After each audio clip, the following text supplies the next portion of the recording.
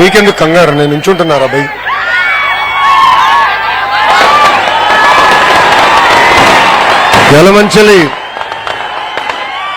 యలమంచిలి అంటే గుర్తొచ్చేది కంచుకోట.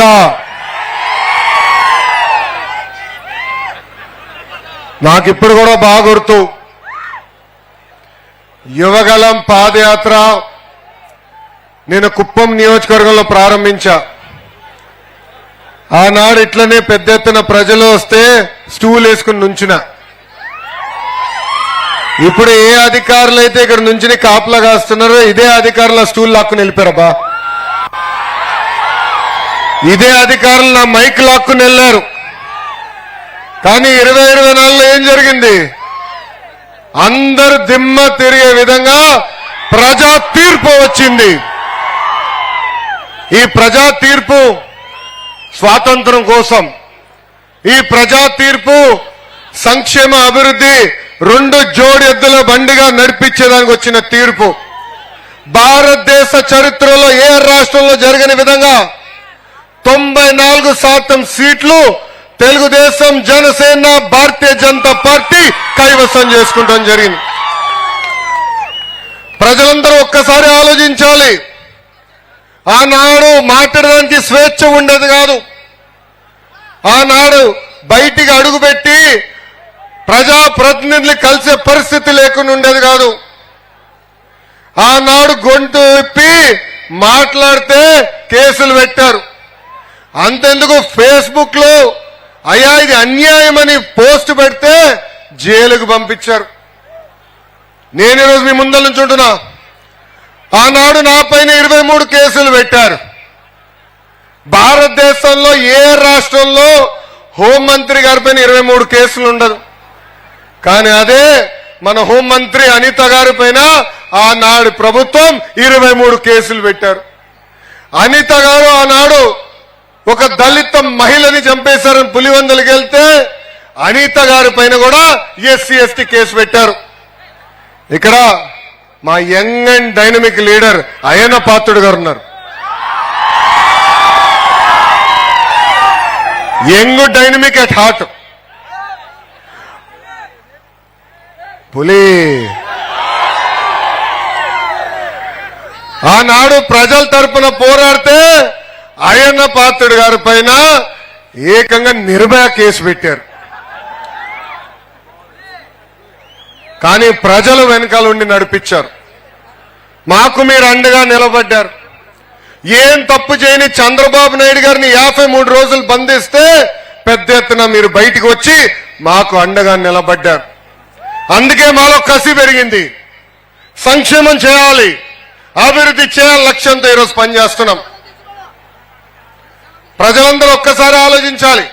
గతంలో 1000 రూపాయలు పెన్షన్ పెంచడానికి 5 సంవత్సరాలు తీసుకుంటే ఎన్డీఏ ప్రభుత్వం వచ్చిన మొదటి నెలలోనే 1000 రూపాయలు పెన్షన్ పెంచి ఈ రోజు 4000 రూపాయలు ప్రతి నెల ఇంటికెళ్ళి అందిస్తున్నాం.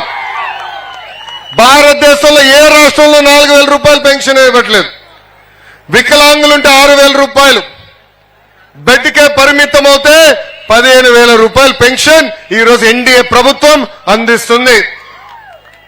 అంతేకాదు మూసేసిన అన్న క్యాంటీన్ తిరిగి ప్రారంభించాం. ఈ రోజు గ్యాస్ సిలిండర్లు కూడా ఉచితంగా ఎన్డీఏ ప్రభుత్వం అందజేస్తుంది. ఇంకా తల్లికి వందనం, అన్నదాత సుఖీభవ 2 నెలలు ఓపిక పట్టండి, మన ప్రభుత్వం అందజేస్తుందని ఇక్కడున్న తెలుగింటి ఆడపడుచులు కూడా తెలియజేస్తున్నా. అంటే ఒక పక్కన ఇచ్చిన హామీ నిలబెట్టుకుంటూ ఇంకో పక్కన అభివృద్ధి ముందలు తీసుకెళ్తున్నాం. ప్రజలందరూ ఒక్కసారి గుండె పైన చేయి పెట్టుకుని ఆలోచించండి. ఇదే రోడ్లో నేను నడిచా, స్కేల్ పెట్టి కొలతలు కొలిసా ఎంత లోతు గుంతుందని. నేను ఎక్కడ నడవాలంటే కార్యకర్తలు పక్కన పెట్టుకుని సరదాగా చేసి మాట్లాడుతూ నడిచేవాడు. కానీ మన ప్రాంతానికి వచ్చి గల గుంటలు చూసి ఆగ్రహం ఇప్పుడు మాట్లాడదు, ఏ గుంతలు ఎప్పుడు పడతామో తెలియని పరిస్థితి. కానీ అదే ఎన్డీఏ ప్రభుత్వం అధికారంలోకి వచ్చిన వెంటనే రిపేర్లకి డబ్బులు విడుదల చేసి పెద్ద ఎత్తున రోడ్లు రిపేర్ చేస్తాం జరిగింది. ఇంతేకాదు ఆనాడు నేను హామీ ఇచ్చా, ఎన్డీఏ ప్రభుత్వం అధికారంలోకి వచ్చిన వెంటనే ఈ రోడ్డు విస్తరణ కూడా చేస్తాం, 4 లేన్ రోడ్ వేస్తామని ఆనాడు చెప్తాం జరిగింది. ఇంకా మీ ఎమ్మెల్యే గారు కూడా వదిలిపెట్టాడబ్బా, వెంటాడాడు. ఒక పక్కన ఉప ముఖ్యమంత్రి గారు పవన్ అన్నతో పోరాడారు, ఇంకో పక్కన శాసనసభకు వస్తే చాలు అన్నా యువగల మామి కొంచెం మీదే బాధ్యత కదా అన్నాడు. ఆయన ప్రోత్సాహంతో ఈరోజు మనం ఈ ప్రాజెక్ట్ ముందలు తీసుకెళ్తున్నాం. 4 లేన్లు లోడ్ చేసినప్పుడు ఇక్కడంతా కొంతమందికి అంటే ఇక్కడున్న షాపులు కానీ ఇల్లు ఉన్న వాళ్ళు కొంచెం ఇబ్బంది ఉందని నాకు తెలియజేయడం జరిగింది. ఇక్కడ గౌరవ కలెక్టర్ గారు ఉన్నారు, ఇంకా కొల్లు రవీంద్ర గారు ఇన్ఛార్జ్ మంత్రి గారు ఉన్నారు. వాళ్ళందరికీ చెప్పాను, బాధ్యులతో ఒకసారి కూర్చుని ఈ ఆమోదమైన పరిష్కారం ఎత్తుకోమని వాళ్ళు కోరటం జరిగింది. త్వరలో మీతో మీటింగ్ పెడతారు. ఆమోదమైన పరిష్కారం వచ్చిన తర్వాతనే పని ప్రారంభిస్తాం. కానీ మిమ్మల్ని అందరూ కోరుతున్నా, సహకరించండి. అభివృద్ధి కార్యక్రమాలు మళ్ళీ మళ్ళీ రావు, వచ్చినప్పుడు పుచ్చుకోవాలి. ఎందుకంటే మన ప్రాంతం అద్భుతంగా అభివృద్ధి చెందబోతుంది. ఎవ్వరు ఊహించిన విధంగా భారతదేశంలోని అతి పెద్ద స్టీల్ ప్లాంట్ మన ప్రాంతానికి వస్తుంది. ఎన్టీపీసీ గ్రీన్ ప్రాజెక్ట్ వస్తుంది. పెద్ద ఎత్తున బల్క్ డ్రగ్ పార్క్ కూడా వస్తుంది. అవన్నీ వస్తే ఇంక రోడ్లు సరిపోవబ్బా. అందుకే రోడ్లు అభివృద్ధి చేయాలా, అవసరం అయితే 2-3 దగ్గర ఫ్లైఓవర్ వేసుకోవాలా. అప్పుడే పెద్ద ఎత్తున నిరుద్యోగ యువకులకి ఉద్యోగాలు కల్పించవచ్చని ఇక్కడున్న ప్రజలందరూ తెలుపుకుంటున్నా. ఆనాడు అడిగాం, మీకు 2 ఓట్లు ఉన్నాయి, మన నియోజకవర్గంలో మీకున్న 2 ఓట్లు, ఒకటి గ్లాస్ కి ఇంకోటి కమలంకి ఏమని నాడు కోరాం. ఈరోజు ఎంపీగా రమేష్ అన్ని మీరు గెలిపించారు. నేను ప్రధానమంత్రి గారిని రాజమండ్రి మీటింగ్ లో కలిసా. మనం ప్రతిపక్షంలో ఉన్నప్పుడు ఆనాడు ప్రధానమంత్రి గారు అడిగారు, మీరు ఎన్ని ఎంపీ సీట్లు గెలుస్తారనుకుంటున్నారు? ప్రధానమంత్రి గారికి చెప్పా, సార్ 22 గెలుస్తామని. అంత వస్తాయా అన్నారు. ప్రజల్లో కసి ఉంది సార్, చేసి చూపిస్తామని చెప్పా. ప్రమాణ స్వీకారం అప్పుడు ప్రధానమంత్రి గారి దగ్గరికి వెళ్ళి నన్ను క్షమించండి సార్ అన్నా. ఎందుకు రా అన్నాడు. 22 గెలిపిస్తా ఉన్నాను సార్, 21 వచ్చింది సార్ అన్నా. ఒకటి తక్కువ పడింది సార్ మాకని. గట్టిగా వెనకాల తట్టి ముందరికెళ్ళు, రాష్ట్రాన్ని మనం కలిసికట్టుగా అభివృద్ధి చేద్దామని హామీ ఇచ్చారు ప్రధానమంత్రి నరేంద్ర మోడీ గారు. ఈ రోజు రాష్ట్రం ముందరికెళ్తుందంటే కేంద్ర ప్రభుత్వం సహకారం ఉంది. గత ప్రభుత్వం మొత్తం అప్పులు చేసి పంపించారు. జీతాలు ఇచ్చడానికి ఇబ్బంది పడే పరిస్థితి, సంక్షేమ కార్యక్రమాలు చేయడానికి ఇబ్బంది పడే పరిస్థితి. కానీ కేంద్రంలో ఉన్న నరేంద్ర మోడీ గారి సహకారంతో ఈ రోజు మన రాష్ట్రం ముందరికెళ్తుంది. దక్షిణ భారతదేశంలోనే ఎక్కడ లేని విధంగా మనకి ప్రాజెక్టులు ఇచ్చారు, అభివృద్ధి కార్యక్రమాలు చేస్తున్నారు. ప్రజలందరూ తెలుస్తున్నా, 5 సంవత్సరాలు ఓపిక పట్టండి, మన ప్రాంత రూపురేఖలు మార్చే బాధ్యత ఎన్డీఏ ప్రభుత్వం తీసుకుంటుంది. ఇంకా తెలుగుదేశం, జనసేన, భారతీయ జనతా పార్టీ కార్యకర్తలందరినీ కోరేది ఒకటే, కలిసికట్టుగా పోరాడాలి, కసితో పనిచేయాలి. అధికారంలోకి వచ్చామని అజం ఉండకూడదు. 10 కాదు 100 మెట్లు తగ్గి ప్రజల కోసం అహర్నిశలు కష్టపడాలి, ప్రజలకు అందుబాటులో ఉండాలి. ప్రతి నెల 1వ తారీఖు వచ్చినప్పుడు మనందరం వెళ్ళి అవ్వ తాతలకి పెన్షన్ ఇవ్వాలి. ఊరిలో సమస్యలుంటే తెలుసుకుని శాసనసభ్యుడికి, ఎంపీ గారికి తెలియజేయాల్సిన బాధ్యత కూడా మనందరిపైన ఉందని గౌరవ తెలుగుదేశం, జనసేన, భారతీయ జనతా పార్టీ కార్యకర్తలు తెలియజేస్తున్నాం.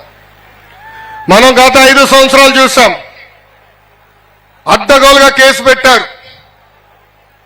చంద్రబాబు నాయుడు గారు గేట్ కి తాడు కట్టారు. చంద్రబాబు నాయుడు గారు ఆనాడు విశాఖపట్నం ఎయిర్పోర్ట్కి వస్తే బయటికి రానికుండా చేశారు.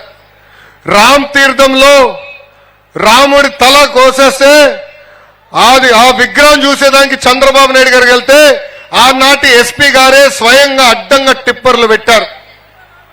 అలాంటి పరిస్థితుల్లో మనందరం పోరాడాం, రాష్ట్ర ప్రయోజనాల కోసం పోరాడాం, రాజకీయ స్వాతంత్రం కోసం కాదు. ఆనాడు చంద్రబాబు నాయుడు గారిని అరెస్ట్ చేస్తే రాష్ట్రం కోసం పవన్ అన్న కలిసికట్టుగా వచ్చి కలిసి పోరాడదాం, ఈ సైకోని ఇంటికి పంపిద్దాం అని చెప్పారు. కార్యకర్తలందరూ చెప్తున్నా, 151-11 అయింది. దానికి కారణం వాళ్ళ అజాం, దానికి కారణం వాళ్ళు చేసిన తప్పుడు పనులు. మనం క్రమశిక్షణతో ఉండాలి.